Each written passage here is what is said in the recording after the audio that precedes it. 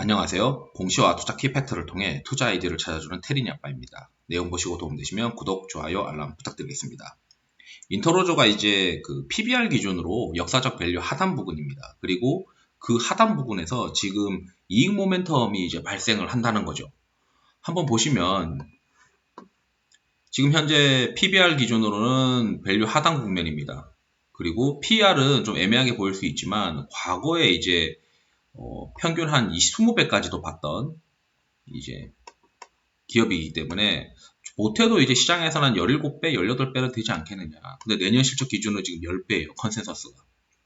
그럼 이게 이제 가능하냐 아니냐 이걸 봐야 되는 거고 PBR 기준으로는 지금 하단 국면이다라고 이제 되어 있습니다. 최근에 이제 인터로조의 시세를 보시게 되면 슬금슬금 올라갑니다. 근데 아직까지는 이제 뭐 크게 이제 컨빅션이 없는 것 같은데 월봉으로 보면 아직 하단 부분이고요. 인터로조의 어떤 보고서를 보게 되면은 대신증권의 보고서가 좀 잘 구체적으로 나와 있어요. 근데 15페이지를 봐야 되다 보니까 이게 무슨 내용인가 싶기도 하죠. 우선 이제 이걸 거꾸로 가서 보면 밑에서 이제 위로 가서 보면 인터로조의 그 실적 브레이크다운 한 게 있습니다. 여기 위로 가서 보면 한국, 유럽, 중동, 일본, 중국, 기타 이렇게 되어 있는데 연간으로 보게 되면은 한국이 약간은 회복한다. 왜 회복하지? 그러면 이제 내용 가서 찾아보고 유럽이 점프업 한다. 왜 점프업 하지? 찾아보고 뭐 중동은 뭐 약간 회복하는 정도네. 당연히 이제 코로나에서 벗어나게 되면은 중동도 약간 회복을 하겠죠. 그리고 일본이 좀 좋아지네. 중국도 플랫하네. 중국은 그러면 유럽, 한국 약간 그리고 뭐 일본 이런 쪽을 좀 컨셉으로 해서 내용을 봐야겠다라고 이제 보시면 되는데 이제 여기 이제 쭉 내려가서 보니까 어떤 모멘텀들이 있느냐 이걸 이제 알 수가 있어요. 쭉 내려보면 투자 포인트가 있는데 최근에는 이제 고부가 가치 제품인 블루라이트 차단, 실리콘 하이드로겔 기술력이 돋보인 기술력은 독보적인 기술력을 인정받고 있다. 뭐 이렇게 되어 있고 2020년 12월에 자체 개발한 실리콘 하이드로겔 원료를 바탕으로 국내 최초 실리콘 하이드로겔 먼슬리 컬러 렌즈를 출시했다.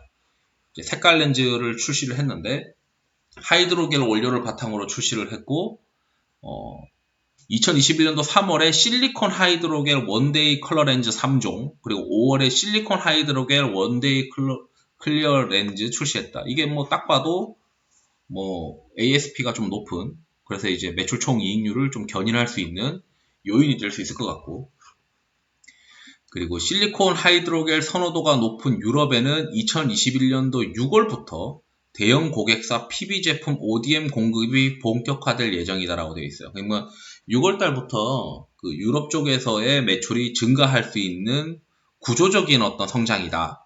우리는 뭐 단순히 남들이 이제 업황 회복한다 해서 하는 게 아니고 고객사 하나 확보했다. 이렇게 이제 얘기를 하는 거죠.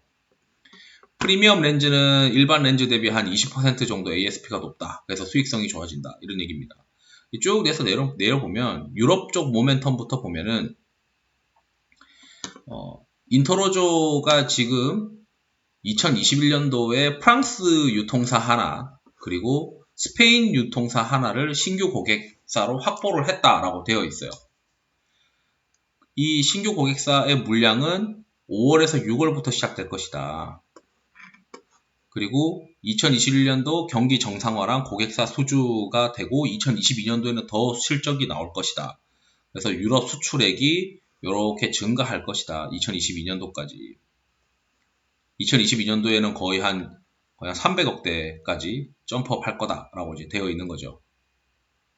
이게 이제 첫 번째 투자 포인트입니다. 유럽 쪽에서의 신규 고객사 확보를 통해서 두 군데, 프랑스랑 뭐 스페인 쪽 두 군데 확보했다. 이렇게 되어 있고, 그 다음에 일본 쪽, 일본은 지금 매출 비중이 한 30%로 중요한 곳인데, 대형 거래처가 기존 세 군데에서 최근 메인 고객사로 메인 고객사 규모, 기존 대형 고객사만큼의 어떤 대형 고객사를 하나 확보했는데, 얘네는 2022년도에 이제 매출이 본격화될 것 같다. 그럼 유럽은 6월 달부터, 그리고 일본은 2021년도 말 기준 대비해서 2022년도에 실적 모멘텀으로 작용이 될 것 같다라고 되어 있죠. 그리고 이제 알콘이라고 해서 글로벌 업체 알콘. 이 알콘이 글로벌 업체더라고요.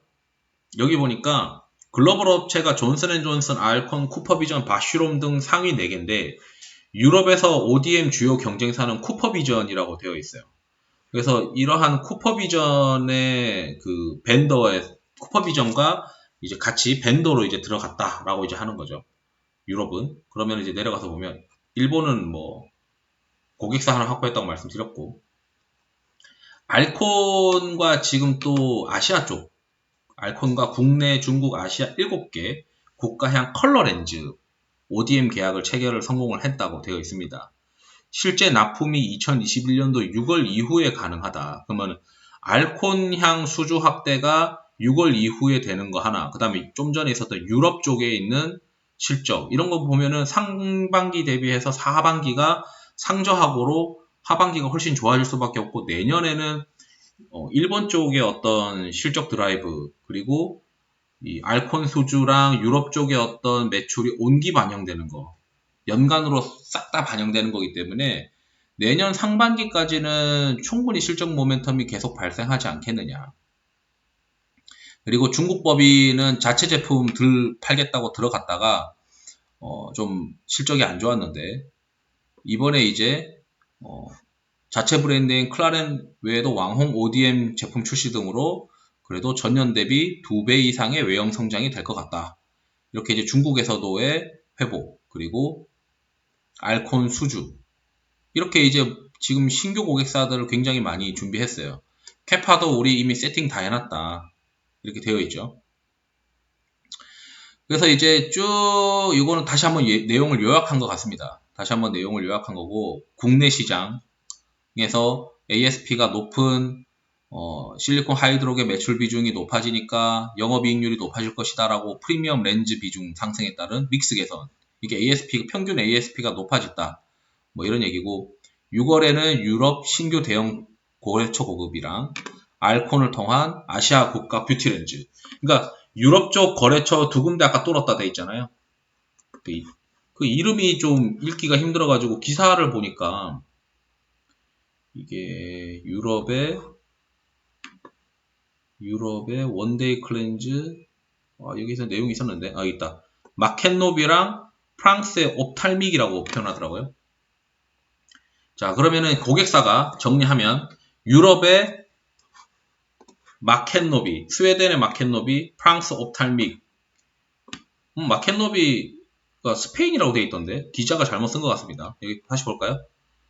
기자가 잘못 쓴 것 같은데 스페인의 마켓노비인데, 하여간 받아 쓰는 것도 잘 못해가지고 어쨌든 간에 마켓노비와 옵탈믹, 유럽은 그렇게 되어 있고, 일본은 이제 아시아 네트워크를, 신규 거래처 이름이 아시아 네트워크인 것 같습니다. 신규 거래처 하나 확보했고, 그리고 알콘, 아시아 쪽에 알콘, 일본은 아시아 네트워크, 그리고 중국 쪽에 회복되는 것들, 기본적인 회복, 그리고 캐파 증설 완료했고, 그러니까 이제 여기 실적 추정을 보시게 되면 한국은 매출은 그렇게 드라마틱하게 올라가지 않지만 ASP가 개선되는 게 있고, 유럽은 올해 6월달, 2021년도 6월달부터 신규 고객사 2군데를 포함한 실적 상승이 있을 것이고, 중동은 이제 포스트 코로나 이후에 다시 이제 원위치되는 어떤 그림을 보는 것 같아요.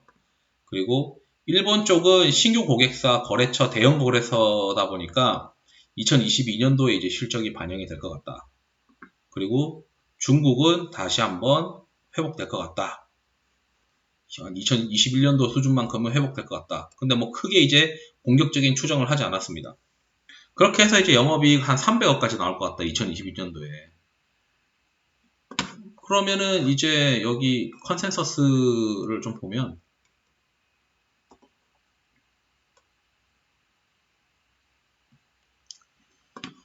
여기 이제 300억대의 영업이익이 이제 컨센서스인데, 이렇게 되면은 뭐 내년 기준 멀티플이 10배라고 하면은 이게 내년 한 상반기까지 주가가 못해도 50% 이상 갈 거다 뭐 이렇게 지금 해석이 돼버리다 보니까 밸류에이션 하단이라고 하는 매력이 포인트죠. 포인트로 작용할 수가 있는 거죠. 밸류에이션 하단이라고 다 사는 게 아니고 밸류에이션 하단에서 뭔가 새로 실적이 올라갈 수 있는 이익 모멘텀이 있어야 되는데 이게 이 회사가 그래도 이렇게 다양한 신규 고객사 유럽 쪽에 2군데 일본에 1군데 그리고 한국에서는 ASP 높아지는 신규 렌즈 출시 이렇게 되는 거잖아요. 그리고 중국이랑 아시아 쪽에는 알폰 이렇게 이제 신규 고객사들 확보했다는 것을 고려를 할 때 우리가 상반기에 실적이 안 나왔던 기업 인터로조가 1분기 실적이 안 좋아요. 그래서 이거 뭐 1분기 실적이 이렇게 나오는데 이게 뭐 확실히 좋아지는 게 맞나 이렇게 싶었거든요. 왜냐하면 작년 1분기 대비 또 감익을 했어요. 영업이익이. 그런데 이제 이러한 이제 신규 고객사 확보를 통해서 2분기부터는 실적이 좋아지지 않겠느냐. 그래서 여기서도 2분기부터는 QOQ로 성장을 할 것이다. 1분기 대비 성장을 할 것이다. 그리고 3분기부터는 본격적으로 실적 성장세가 진입을 할 것이다. 이렇게 이제 시장에서 추정을 하는 것 이유가 나름 이제 논리가 있다. 고객사 확보가 다양하게 걸쳐져서 잘 해내고 있는 것 같다. 이렇게 이제 말씀을 드리면서 한번 투자 검토를 해보시면 좋을 것 같습니다. 이상으로 영상 마치도록 하겠습니다. 투자에 도움이 되시길 바랍니다. 감사합니다.